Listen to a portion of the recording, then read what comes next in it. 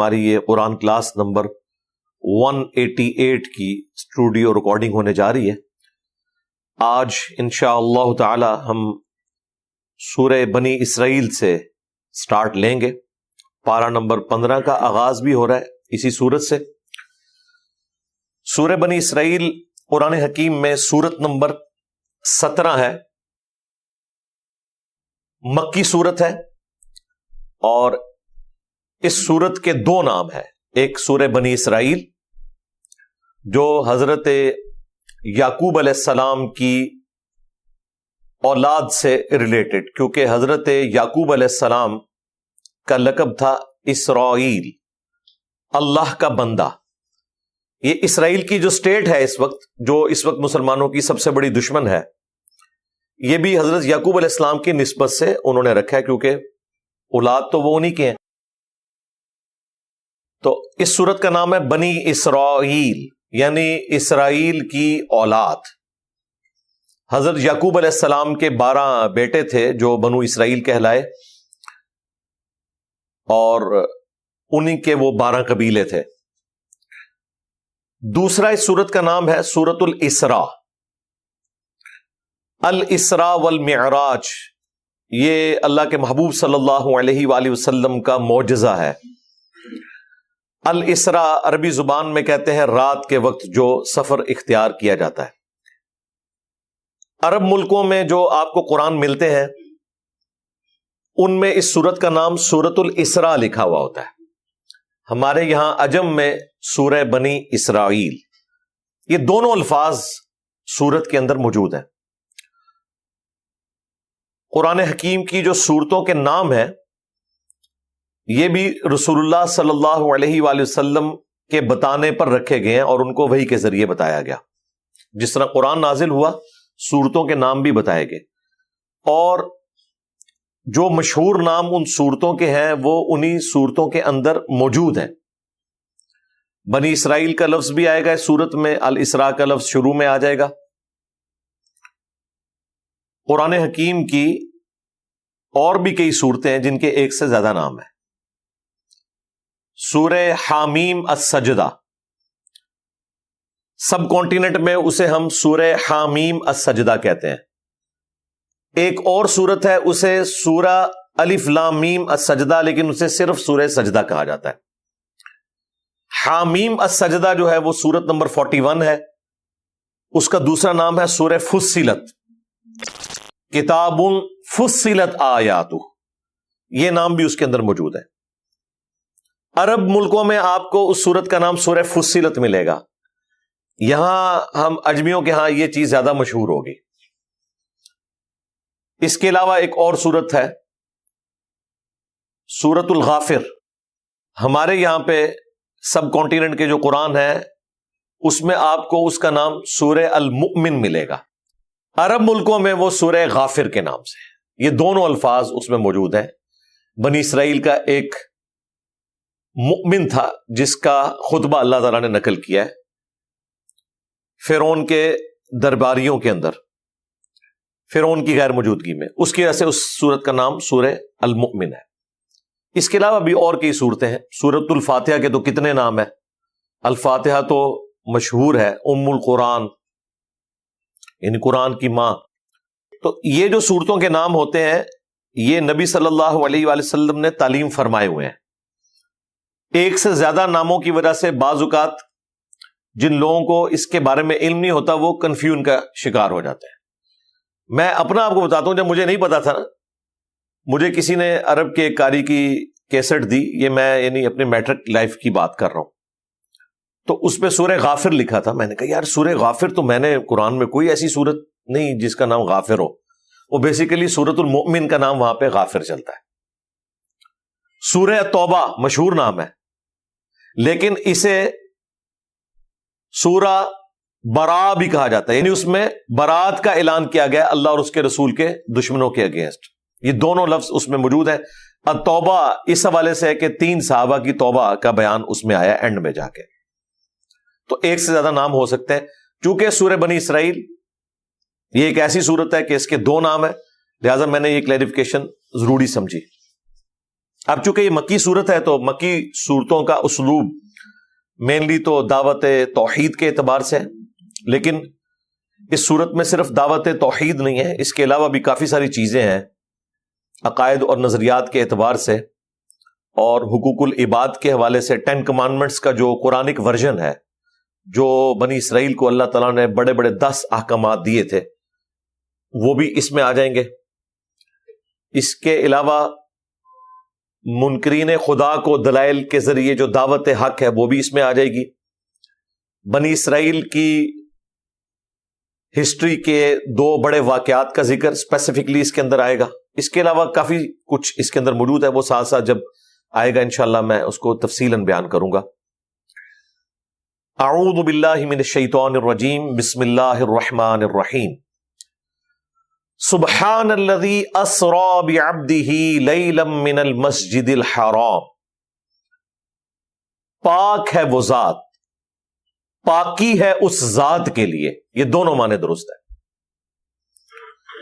اسری بعبدہ لیلا من المسجد الحرام، جو اپنے بندے خاص کو لے گیا راتوں رات مسجد الحرام یعنی خانہ کعبہ شریف سے الی المسجد الاقصی، ایک دور کی مسجد کی طرف۔ یہ مسجد اقصی کا یہاں معنی ہے دور کی مسجد، یہ نام بعد میں پڑا ہے۔ اس وقت جو مسجد اقصی ہے اسے اقصی بھی نہیں کہا جاتا، قبلی مسجد کہا جاتا ہے یروشلم میں، جس کا جو ڈوم ہے گنبد وہ ڈارک گرین کلر کا، یا آپ کہہ لیں کہ گرے کلر کے قریب ہے۔ جو آپ کو گولڈن ڈوم نظر آتا ہے نا یروشلم میں، وہ ڈوم آف دا راک ہے، جس چٹان سے نبی الاسلام معراج پہ تشریف لے گئے تھے۔ قبۃ الصخرہ، چٹان والا گنبد، ڈوم آف دا راک انگلش میں۔ یہ نبی الاسلام کی وفات کے آلموسٹ کوئی 60 سال کے بعد بنایا گیا۔ جو گنبد بنانے کی ممانعت ہے وہ قبروں پر ہے، مزارات بنانے کی، قبروں کو پکا کرنے کی۔ صحیح مسلم میں حدیث ہے، تو میں منع کرتا ہوں قبروں کو پکا کرنے سے۔ حدیث میں تو الفاظ آئیں گے چونا کرنے سے۔ اس زمانے میں سیمنٹ تو نہیں ہوتا تھا، چونے کے ذریعے پکا کیا جاتا تھا۔ آج بھی پرانے آپ کو کئی قلعے نظر آئیں گے، بائنڈنگ مٹیریل کے طور پر چونا یوز ہوتا تھا۔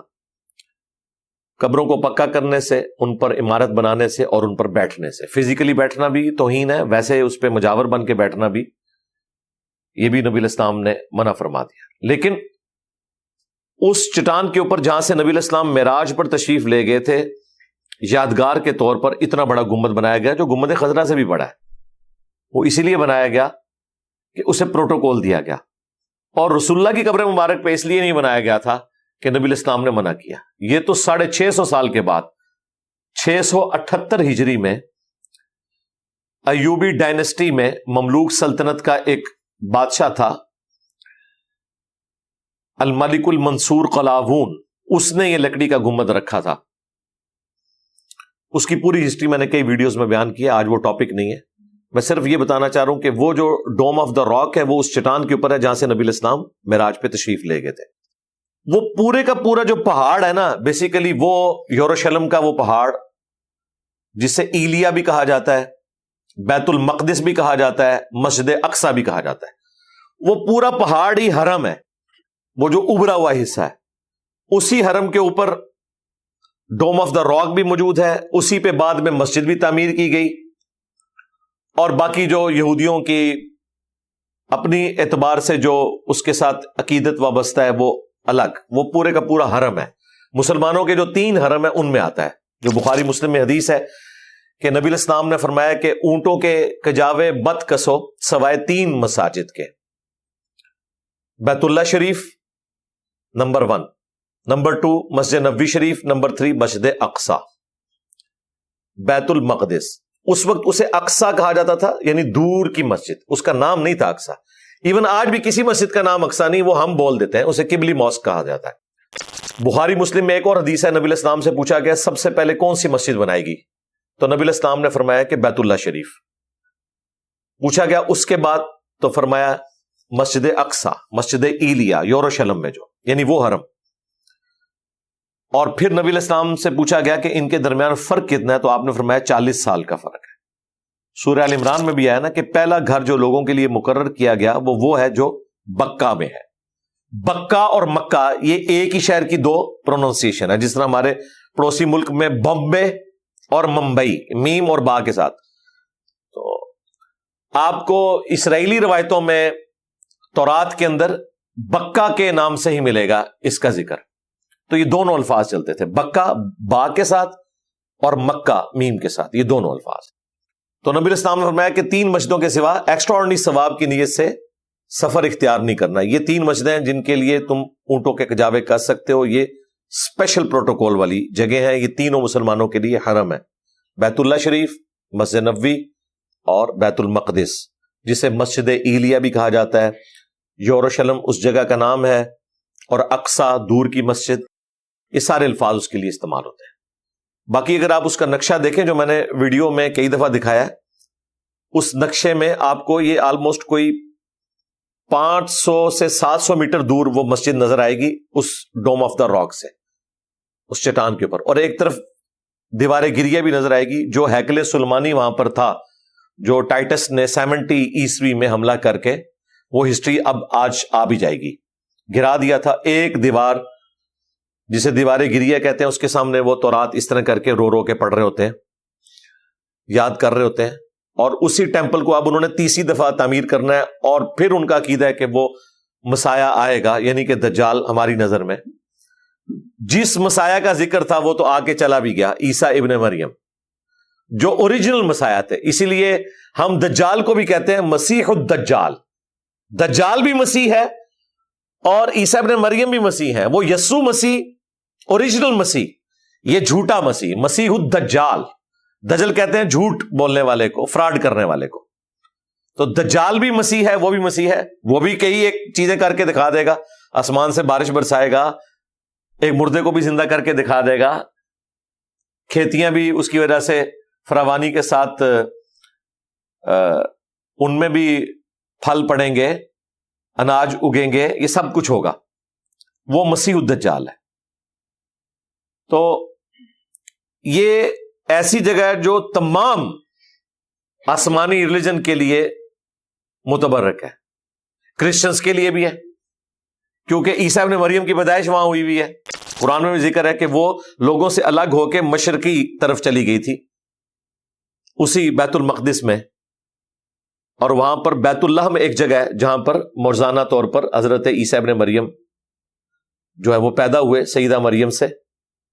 اس لیے کرسچن بھی جاتے ہیں یروشلم، مسلمان بھی جاتے ہیں، اور جوز تو انہیں اپنا اوریجنل حرم سمجھتے ہیں۔ ظاہر ہے کرسچینٹی تو بعد میں آئی ہے نا، پہلے تو جوز ہی تھے۔ خود عیسیٰ ابن مریم بھی نسلاً تو بنی اسرائیل سے ہیں، تو وہی حضرت یعقوب علیہ السلام کی اولاد۔ تو یہ ایک ایسا سٹی ہے، اور ہمیشہ سے بون آف کنٹینشن اس حوالے سے بنا ہوا ہے۔ آج تو پچھلے جو آلموسٹ 1 سال سے 7 اکتوبر 2023 سے جو یہ ابھی فلسطین کے ساتھ ظلم کرنا شروع کیا ہے اسرائیل نے، اس کی وجہ سے آلموسٹ انٹرنیشنل خبروں میں روزانہ یہ رہتا ہے۔ تو نبی علیہ السلام کے اس معجزے کا ذکر ہوا کہ پاک ہے وہ ذات جو لے گئی اپنے بندے کو راتوں رات مسجد حرام سے الی المسجد الاقصی، ایک دور کی مسجد کی طرف،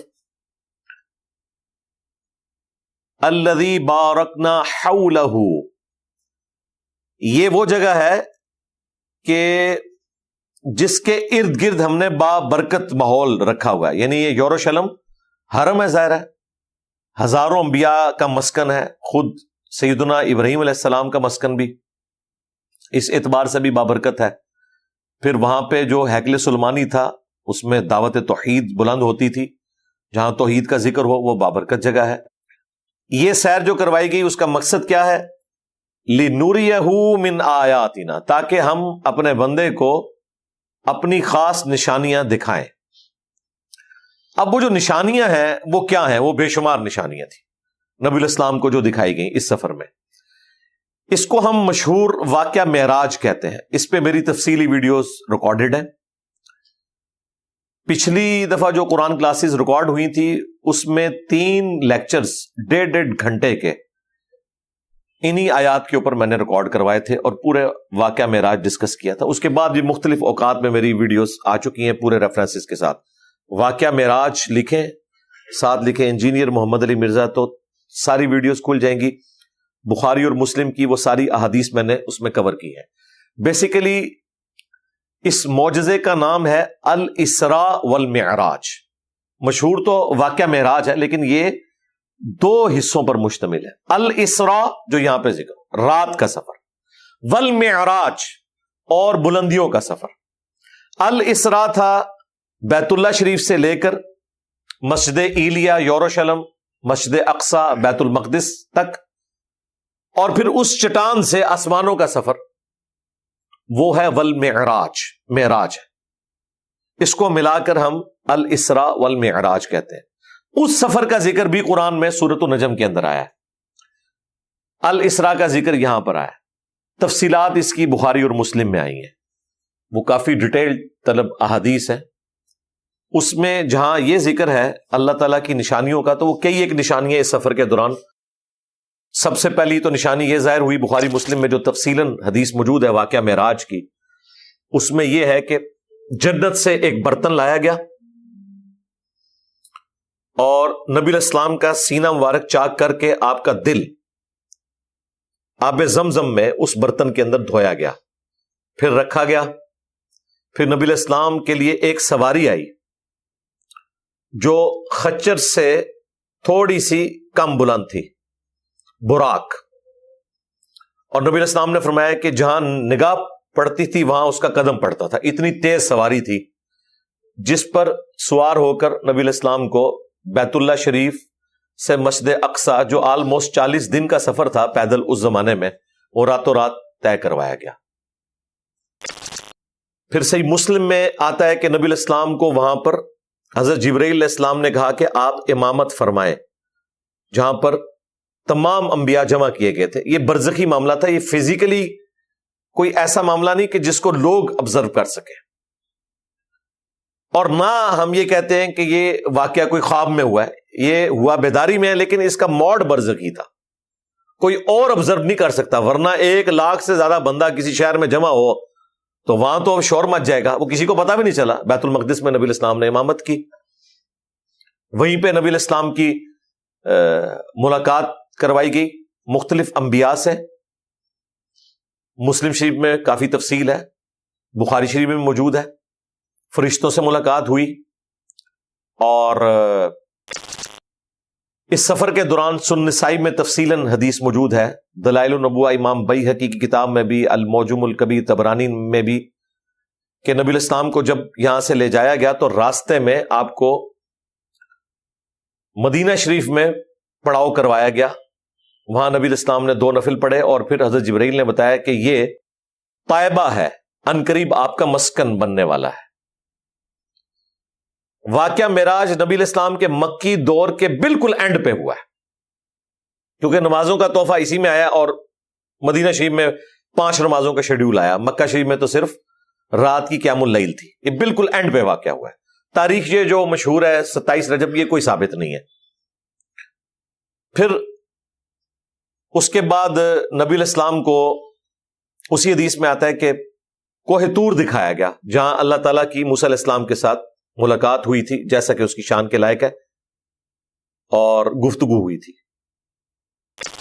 مسلم شریف میں ساتھ یہ ہے کہ نبی علیہ السلام نے کہا کہ میں نے موسیٰ علیہ السلام کو ان کی قبر میں نماز پڑھتے ہوئے بھی دیکھا اسی سفر کے دوران، سرخ ٹیلے کے پاس. اگر میں وہاں سے گزروں تو تمہیں ان کی قبر کی نشاندہی کر سکتا ہوں. یعنی صحابہ کرام کو بھی نہیں پتا، کوئی اس کا اس اعتبار سے مزار بھی نہیں. باقی یہ جو مزار چل رہے ہیں کنفرم نہیں، کنفرم صرف ایک ہی مزار ہے، قبر مبارک جو نبی علیہ السلام کی ہے. باقی جو انبیاء کی قبریں ہیں وہ کنفرم نہیں ہے، مے بی مے ناٹ بھی. پھر سنن نسائی کی اس حدیث میں آتا ہے کہ نبی علیہ السلام کو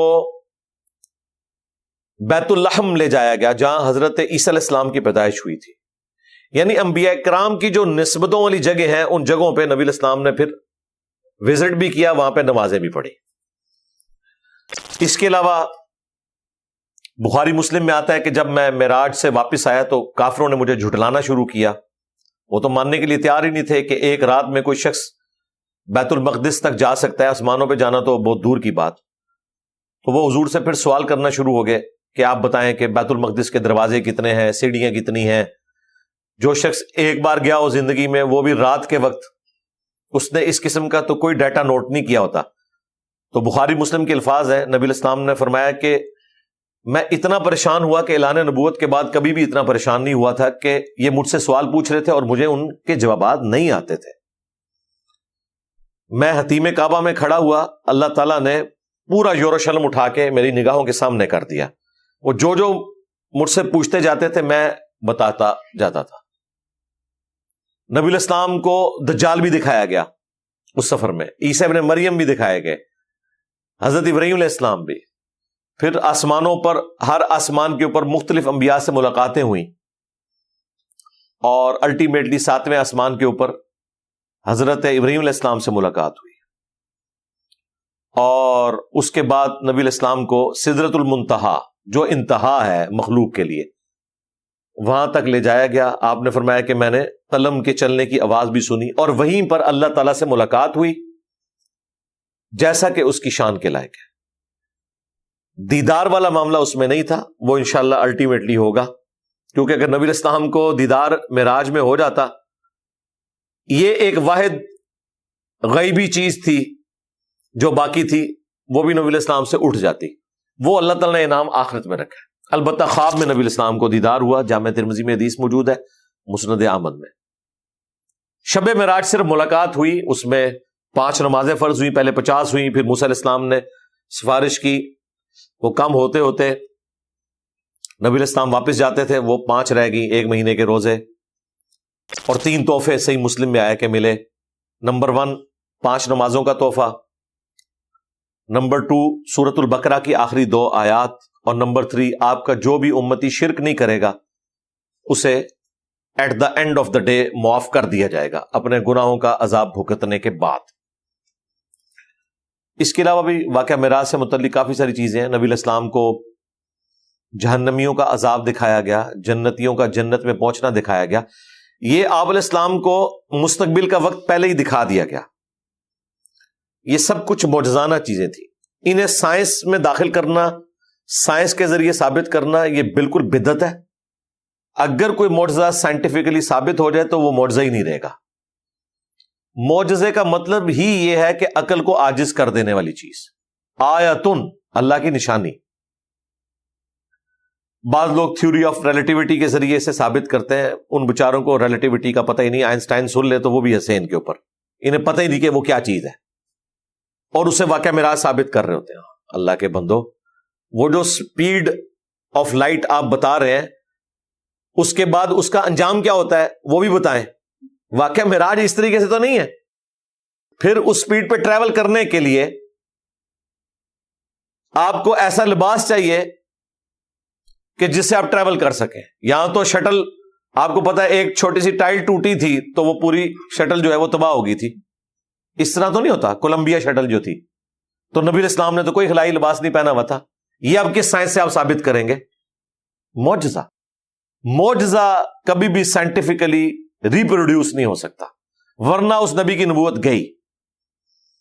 اگر سائنسدان یا سائنس وہی کام کر کے دکھائے جو ایک پیغمبر کر کے دکھا سکتا ہے تو پیغمبر میں اس میں کوئی فرق نہیں رہے گا.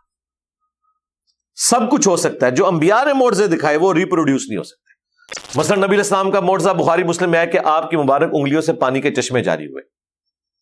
یہ سائنٹیفکلی نہیں ثابت ہو سکتا، یہ معجزہ ہے. انگلیوں میں سے پانی نہیں نکل سکتا. اسی طریقے سے بخاری شریف میں ہے کہ ایک صحابی کی پنڈلی کی ہڈی ٹوٹ گئی، نبی علیہ السلام نے ہاتھ پھیرا، اسی ٹائم بالکل صحیح ہو گئی. بھائی ہڈی کا ایک کیورنگ پیریڈ ہے، وہ نیچرلی اس نے کیور ہونا ہے، اس سے پہلے آپ اسے کیور نہیں کروا سکتے. میڈیکل سائنس یہ تو کر سکتی ہے کہ ٹوٹی ہوئی ہڈی کو اس طرح کرے، پھر بینڈیج کرے، پھر ادویات کے ذریعے چلے، کوئی سپیڈ اپ کر لے. لیکن یہ کہ کوئی ایسے ہاتھ پھیرے اور اسے کہ جی کھڑا ہو جاؤ اور ٹھیک ہو جائے، میرے بھائی نہ آج تک یہ پاسبل ہے، نہ قیامت تک کسی دوائی سے یہ پاسبل ہوگا. ادروائز پھر نبی میں اور اس سرجن میں کیا فرق ہوگا؟ کوئی فرق نہیں ہوگا. تو اس لیے یہ اس قسم کی تباہ آزمائی کرنا اور معجزات کو جان بوجھ کے میڈیکلی یا سائنٹیفکلی ثابت کرنے کی کوشش کرنا، یہ دین کے اوپر ظلم ڈھانا ہے. اپنی طرح سے دین کی خدمت کر رہے ہوتے ہیں، بیڑا غرق کر رہے ہوتے ہیں، اپنا بھی ایمان برباد کر رہے ہوتے ہیں، لوگوں کا بھی ایمان برباد کر رہے ہوتے ہیں. یہ ساری کی ساری چیزیں معجزانہ طور پر ہے. یہ معجزہ ہے کہ لاٹھی سانپ یا اژدہا بن جائے اور اس سانپ کو ہاتھ لگایا جائے، دوبارہ سے وہ پلانٹ کنگڈم میں واپس آ جائے، اینیمل کنگڈم سے. سائنس یہ نہیں کر کے دکھا سکتی. اس لیے اس قسم کی کوئی تباہ آزمائی کرنا یہ بالکل ظلم ہے. نبی الاسلام کا یہ معجزہ الاسراء والمعراج، یہ ان 3 معجزات میں سے ہے جن کا ذکر قرآن میں ہے. ویسے تو نبی الاسلام کے درجنوں معجزات ہیں، قرآن میں 3 ہی آئے. ایک شق القمر والا واقعہ جو سورۃ القمر کے سٹارٹ میں چاند 2 ٹکڑے ہو گیا تھا، نبی الاسلام کے لیے ایک نشانی ظاہر ہوئی. دوسرا معجزہ الاسراء والمعراج، اور تیسرا معجزہ قرآن خود جو سورۃ العنکبوت میں ہے کہ اس نبی پہ معجزہ کیوں نہیں نازل ہوا. جب کافر کہتے تھے تو اللہ تعالیٰ نے فرمایا کیا ان کے لیے یہ معجزہ نہیں ہے کہ صبح شام قرآن کی آیات ان پہ پڑھی جاتی ہیں. اور ان میں کئی ایک پروفیسیز تھیں جو خود مشرکین عرب نے صحیح ہوتے دیکھی. رومن امپائر کا پرشین کے اوپر دوبارہ غالب آنا سورہ روم کے اندر جو ذکر موجود ہے، اس وقت تک تو دور دور تک نظر نہیں آ رہا تھا. پرشین امپائر تو آلموسٹ 70% سے زیادہ ان کا علاقہ چھین چکی تھی، اور وہاں پہ بھی ایسی طوائف الملوکی ہوئی بھی تھی کہ کسی نے سوچا بھی نہیں تھا کہ رومن امپائر دوبارہ کھڑی بھی ہو سکے گی. لیکن قرآن میں آیا کہ 10 سال کے اندر یہ دوبارہ سے قبضہ ہو جائے گا. اس وقت اہل ایمان بھی خوشیاں منا رہے ہوں گے، کیونکہ مشرکین عرب کہتے تھے دیکھو آتش پرست آسمانی مذہب کے نہیں ماننے والے تھے پرشینز، ان کو آسمانی مذہب کے ماننے والے کرسچنز کے اوپر فتح ہوئی ہے. اس کا الٹیمیٹ نتیجہ یہ ہے کہ ہم بت پرستوں کو بھی ان مسلمانوں پہ فتح ہوگی. تو اللہ تعالیٰ نے کہا کہ یہ عنقریب مغلوب ہو جائیں گے، اور اس دن مسلمان بھی فتح منا رہے ہوں گے. ایگزیکٹلی اسی وقت جب رومن امپائر نے دوبارہ قبضہ حاصل کیا، مسلمان غزوہ بدر جیت چکے ہوئے تھے. یہ 2 خوشیاں مسلمانوں کو ایک ہی دن نصیب ہوئی. اس اعتبار سے بھی خوشی منا رہے تھے، اس اعتبار سے. تو قرآن حکیم نمبر 1 معجزہ نبی الاسلام کا، نمبر 2 چاند کا 2 ٹکڑے ہونا، اور نمبر 3 واقعہ معراج جسے الاسراء والمعراج کہتے ہیں. یہ 3 معجزات قرآن حکیم کے اندر رپورٹ ہوئے، باقی احادیث میں ہمیں ملتے ہیں. تو اللہ تعالیٰ فرما رہا ہے کہ ہم نے یہ اس لیے نبی الاسلام کو سیر کروائی تاکہ انہیں اپنی قدرت کی نشانیاں دکھائیں. انہ هو السمیع البصیر، بے شک وہ سننے والا ہے، دیکھنے والا ہے. وآتینا موسیٰ الکتاب، اور ہم نے موسیٰ علیہ السلام کو کتاب دی تھی یعنی تورات. وجعلناہ ھدی لبنی اسرائیل، اور اس کتاب کو ہم نے ہدایت کا ذریعہ بنایا تھا بنی اسرائیل کے لیے. اور اس میں جو بنیادی دعوت تھی وہ یہ تھی اللہ تتخذوا من دونی وکیلا، کہ میرے سوا کسی کو اپنا کارساز نہیں ٹھہرانا. مشکل کشا، حاجت روا صرف ایک اللہ ہے.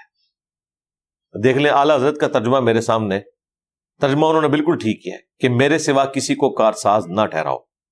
اب وہ پریکٹیکلی شیخ عبد القادر جیلانی کو پکارتے پکارتے مر گئے. اس آیت پہ انہوں نے عمل نہیں کیا. ایاک نعبد و ایاک نستعین کی وائلیشن کرتے رہے. قرآن کی بنیادی دعوت یہ ہے کہ کارساز اللہ ہے. توحید یہ وہ بنیادی عقیدہ ہے کہ ساری کتابوں کا مرکزی عقیدہ اگر کوئی ہے تو توحید ہے. توحید نہیں تو اور کچھ بھی نہیں. انبیاء کس لیے آئے ہیں؟ اللہ کا تعارف کروانے. وَلَقَدْ بَعَثْنَا فِي كُلِّ أُمَّةٍ رَسُولًا، ہم نے ہر امت میں کوئی نہ کوئی رسول اٹھایا. أَنِ اعْبُدُوا اللَّهَ، بنیادی دعوت کے ساتھ کہ عبادت اللہ کی ہوگی. وَاجْتَنِبُوا الطَّاغُوتَ، اور اللہ کے مقابلے پر جو بھی آئے اس سے اجتناب کرنا ہے. اس کے لیے طاغوت کا ورڈ یوز ہوا. شیطان کو بھی طاغوت کہتے ہیں، دجال کو بھی طاغوت کہتے ہیں، شیطانی سسٹم کو بھی طاغوت کہتے ہیں. ان انسانوں کو بھی طاغوت کہا جاتا ہے جو انبیاء کے مقابلے پر اپنی تعلیمات کو عام کرتے ہیں. یہ سب کے سب طاغوت ہیں. تمام انبیاء کی دعوت کا خلاصہ یہ ہے کہ عبادت اللہ کی ہوگی. یہاں پہ بھی ہے بنی اسرائیل کے لیے ہم نے ذریعہ بنایا تورات کو کہ اللہ کے سوا کسی کو کارساز نہیں ٹھہرانا، یہ بنیادی دعوت تھی۔ ذریۃ من حملنا مع نوح، اے ان لوگوں کی اولاد کہ جن کو ہم نے نوح علیہ السلام کے ساتھ سوار کیا تھا اس سواری میں۔ ظاہر ہے نسل انسانی پھر انہی سے دوبارہ چلی ہے، اس لیے آدم ثانی حضرت نوح علیہ السلام کو کہا جاتا ہے۔ تقریباً 80 کے قریب لوگ تھے جو ان کے ساتھ سوار ہوئے۔ اللہ تعالیٰ بنی اسرائیل کو کہہ رہا ہے کہ اے ان لوگوں کی اولاد جن کو ہم نے نجات دی تھی اور کشتی میں سوار کر کے بچایا تھا، اِنَّهُ كَانَ عَبْدًا شَكُورًا، بے شک نوح علیہ السلام تو ہمارے وہ بندے تھے جو شکر گزاری کی روش اختیار کیا کرتے تھے۔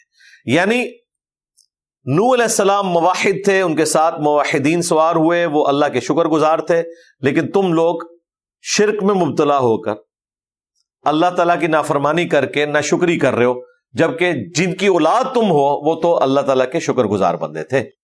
وَقَضَيْنَا إِلَىٰ بَنِي إِسْرَائِيلَ فِي الْكِتَابِ، اور ہم نے کتاب میں بنی اسرائیل کے لیے یہ بات طے کر دی تھی۔ کتاب سے مراد ان کی کتابیں بھی اور اس سے مراد لوح محفوظ بھی، جس میں اللہ تعالیٰ نے ان کے لیے ایک آزمائش طے کر دی تھی۔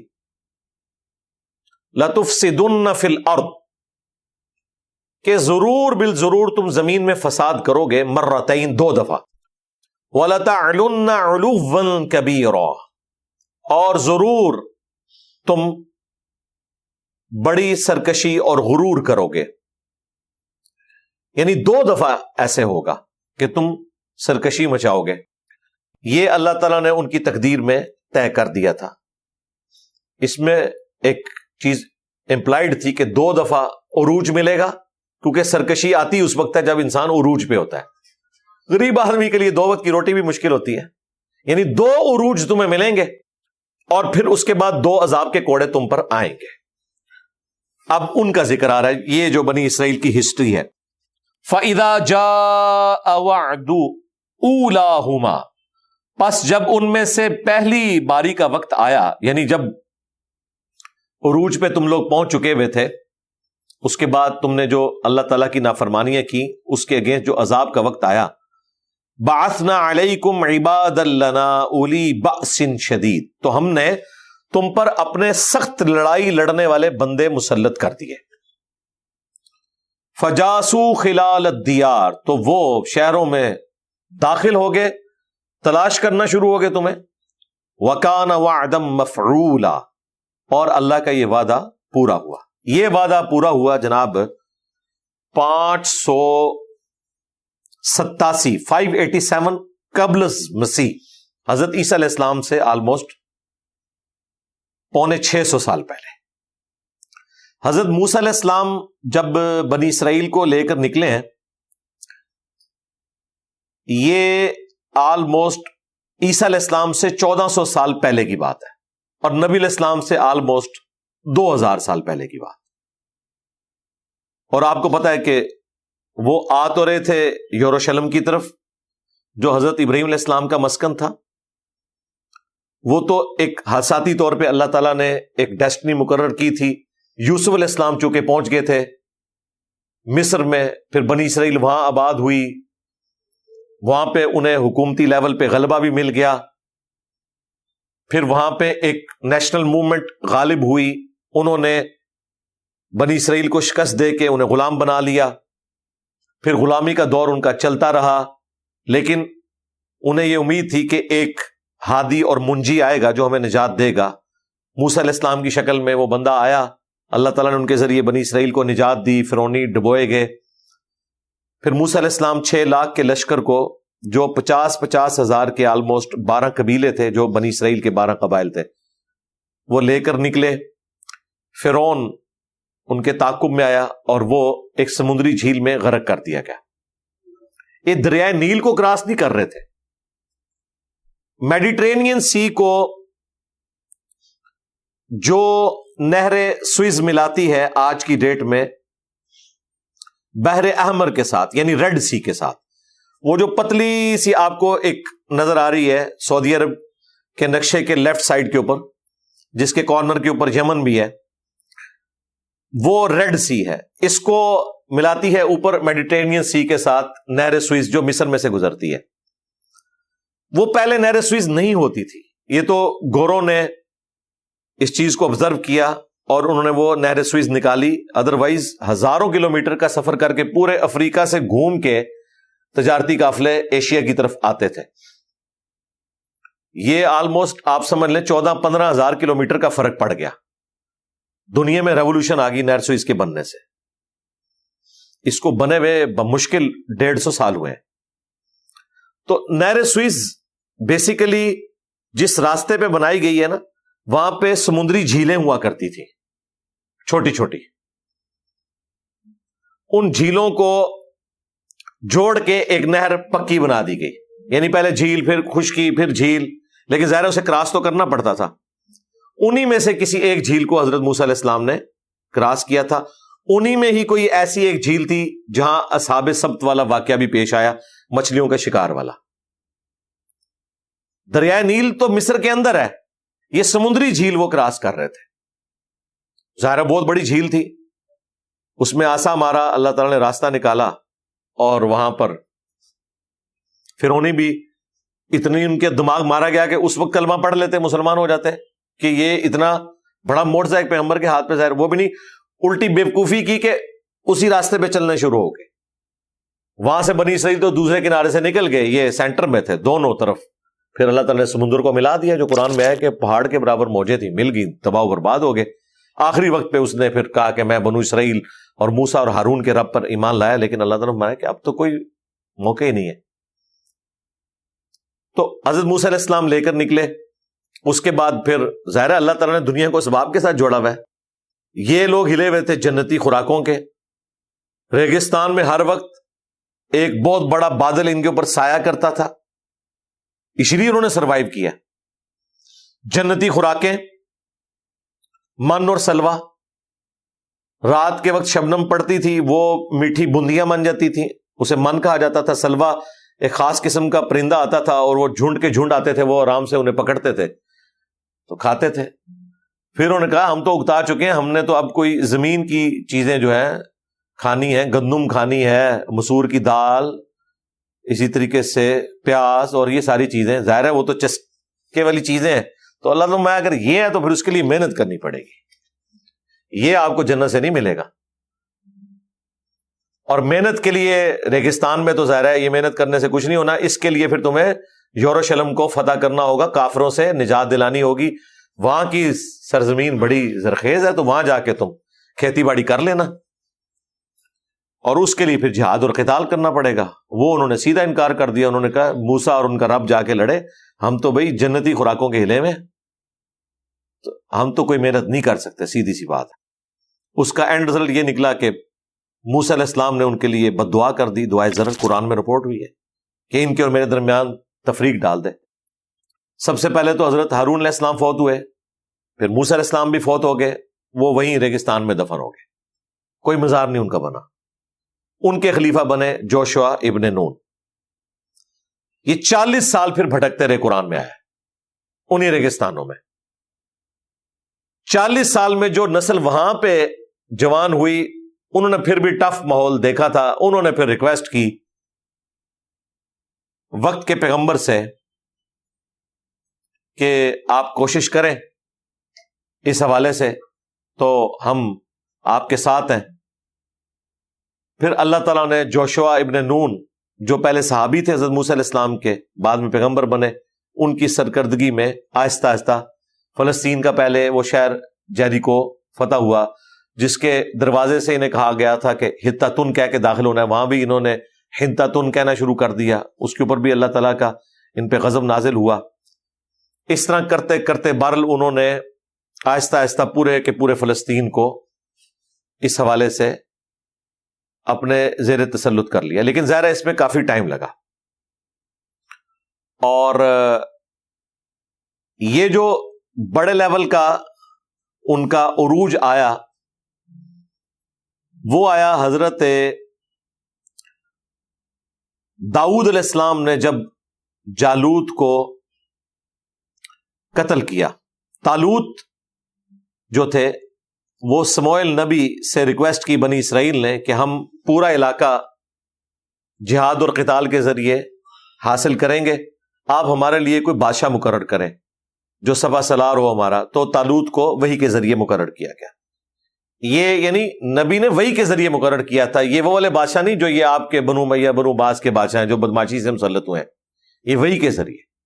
پھر ان کے ذریعے اللہ تعالیٰ نے مسلمانوں کو فتح دی۔ داؤد علیہ السلام 16 سال عمر تھی، وہ جالوت سامنے سے آیا اور انہوں نے اپنے گوپیے کے اندر پتھر رکھ کے مارا۔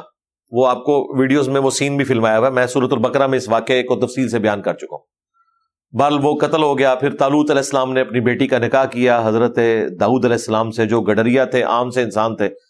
حضرت طالوت علیہ السلام تو 20 سال تک بادشاہ رہے، پھر 40 سال حضرت داؤد علیہ السلام، اس کے بعد پھر 40 سال ان کے بیٹے حضرت سلیمان علیہ السلام۔ یہ 100 سال پھر مسلمانوں کی ایک سمجھ لیں حکومت، ظاہر اس وقت تو مسلمان ہی تھے بنی اسرائیل۔ تو یہ پہلا عروج انہوں نے دیکھا جس میں ہیکل سلیمانی بھی تعمیر ہوا۔ لیکن وہی وقت گزرنے کے ساتھ ساتھ جب انہوں نے انبیاء کی تعلیمات کو پس پش ڈالا، ایک دن میں تو گراوٹ نہیں آتی، کرتے کرتے عیاشی میں جب یہ پھنس گئے تو پھر اللہ تعالیٰ کی طرف سے ان پہ عذاب کا پہلا کوڑا آیا، جو اللہ تعالیٰ نے یہاں ذکر کیا کہ ہم نے سخت لڑائی لڑنے والے بندے تم پر مسلط کیے جو تمہارے ان شہروں میں گھس کے، اور اللہ کا وہ وعدہ پورا ہوا۔ وہ وعدہ پورا یہ ہوا کہ نیبوکیڈ نظر جو بخت نصر، نمرود جو عراق کا تھا، اس نے حملہ کیا اور اس نے تباہ و برباد کر دیا یروشلم کو۔ 6 لاکھ یہودیوں کو، جو کہ مسلمان ہی تھے ظاہر ہے اس وقت بنی اسرائیل، ایک دن میں قتل کیا، اور اتنے ہی لوگوں کو وہ قیدی بنا کے ساتھ لے گیا۔ بزدلی پھر ایسی طاری ہوئی کہ 6 لاکھ کے 6 لاکھ قیدی بن گئے، اور یہ آلموسٹ 150 سال تک انہوں نے قید کاٹی ہے۔ اس دوران ان کے بچے پیدا ہوئے، فوت ہو گئے، اور انبیاء کا سلسلہ بھی جاری رہا بیچ میں، وہ بھی غلامی کی زندگی میں ہی آتے تھے۔ اور ایک شخصیت ایسی تھی حضرت عزیر علیہ السلام، جن کو اللہ تعالیٰ نے 100 سال کے لیے سلا دیا تھا، جو سورۃ البقرہ میں۔ پھر اللہ تعالیٰ نے 100 سال کے بعد انہیں اٹھایا، انہوں نے اپنے حافظے سے دوبارہ سے تورات مرتب کی اور لوگوں کو دعوت توبہ دی، اور پھر اسی دوران اللہ تعالیٰ کی طرف سے یہ کرنا ہوا کہ جو ایران کا بادشاہ تھا ذوالقرنین کیخورس، جس کا ذکر سورۃ الکہف میں ہے، وہ نیک بادشاہ تھا، موحد تھا، اس نے عراق پر حملہ کیا اور عراق پہ اس نے قبضہ کر لیا، اور انعام کے طور پر اس نے بنی اسرائیل کو آزاد کیا اور کہا کہ آپ جاؤ، اب وہاں جا کے اپنا دوبارہ سے ہیکل سلیمانی تعمیر کرو، جو تباہ و برباد کر دیا تھا نمرود نے۔ نمرود بیسیکلی عراق کے بادشاہ جو بھی ہوتے تھے وہ نمرود کہلاتے تھے، جس طرح مصر کے بادشاہ فرعون کہلاتے تھے، حبشہ کے بادشاہ نجاشی کہلاتے تھے، یہ ایک لقب تھا۔ اس لیے آپ دیکھتے ہیں نا فرعون 1 2 3 اس طریقے سے چلتے ہیں، وہ فرعون بیسیکلی ایک لقب تھا۔ تو وہ نمرود کو شکست دی اور بنی اسرائیل آزاد ہوئے، یہ خوشی خوشی دوبارہ آئے، اور پھر انہوں نے دوبارہ سے ہیکل سلیمانی جو تباہ و برباد ہوا تھا دوبارہ سے تعمیر کیا۔ پھر انہوں نے محنت کی اور حضرت سلیمان علیہ السلام سے بھی بڑی ان کی سلطنت دوبارہ سے قائم ہو گئی، اور یہ ان کا وہ عروج آ گیا، دوسرا عروج۔ پہلا عروج حضرت طالوت، داود اور سلیمان علیہ السلام، اور زوال آیا نیبوکڈ نظر کے ذریعے۔ اب دوسرا عروج جب ان کا ہوا حضرت عزیر علیہ السلام کی دعوت توبہ سے، اور اللہ تعالیٰ نے معجزانہ طور پہ حالات فیوریبل کیے، اس کا ذکر یہاں پہ آ رہا ہے، جو دوسرا عروج ہے۔ ثم رددنا لکم الکرۃ علیہم، اس کے بعد پھر ہم نے تمہاری باری ان پر لوٹا دی، یعنی تمہیں پھر فتح دی۔ وَأَمْدَدْنَاكُمْ بِأَمْوَالٍ وَبَنِينَ، اور ہم نے تمہاری مدد کی مال کے ذریعے اور بیٹوں کے ذریعے۔ ظاہر ہے مین پاور ہو تو پھر ہی آپ جنگ لڑ سکتے ہیں نا۔ وَجَعَلْنَاكُمْ أَكْثَرَ نَفِيرًا، اور تمہاری جو تعداد ہے اس کو بہت زیادہ بڑھا دیا۔ ان احسنتم احسنتم لانفسکم، اگر تم کوئی بھلائی کی روش اختیار کرو گے تو اپنی ہی جانوں کے لیے کرو گے، اللہ کے اوپر کوئی احسان نہیں۔ وَإِنْ أَسَأْتُمْ فَلَهَا، اور اگر کوئی برائی کی روش اختیار کرو گے تو اس کا وبال بھی تمہارے اوپر ہوگا. یہ ایک یونیورسل ٹروتھ ہے بنی اسرائیل کے لیے بھی، ہمارے لیے بھی. اب یہ دوسرا جو ان کا عروج آیا تو ظاہر ہے اس عروج کو بھی زوال آنا تھا. جو سٹارٹ میں اللہ نے فرمایا کہ 2 دفعہ سرکشی کرو گے، اب یہ دوبارہ انہوں نے سرکشی کی. وہی وقت گزرنے کے ساتھ عیاشی بدماشی شروع ہو گئی اور الٹیمیٹلی محکوم ہو گئے. ہماری امت کے ساتھ بھی یہی کچھ ہوا ہے، وہ میں اینڈ پہ اس کے ساتھ جوڑ کے آپ کو بتاؤں گا. سیم ریپلیکا ہوا ہے اس امت میں بھی. فَإِذَا جَاءَ وَعْدُ الْآخِرَةِ، جب دوسرے وعدے کا وقت آیا، یعنی دوسری عروج جو ان کو ملا تھا دوسرا، اس کے بعد جو ان کے اوپر اللہ کی طرف سے عذاب کا کوڑا آیا، اس کا جب وعدے کا وقت آیا، لِيَسُوءُ وُجُوهَكُمْ، تاکہ دشمن تمہارے چہروں کو بگاڑ دے. وَلِيَدْخُلُوا الْمَسْجِدَ، اور وہ مسجد میں داخل ہو جائیں، كَمَا دَخَلُوهُ أَوَّلَ مَرَّةٍ، جیسا کہ پہلی دفعہ داخل ہوئے تھے.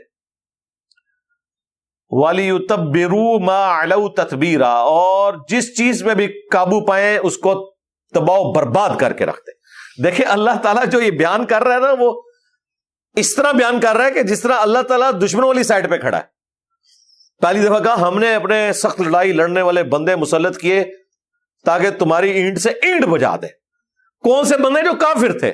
مسلمانوں کو کہا کہ ہم نے تم پر اپنے بندے، حالانکہ وہ اللہ کے بندے تو نہیں تھے، لیکن اللہ تعالیٰ کی طرف سے عذاب بن کے آئے.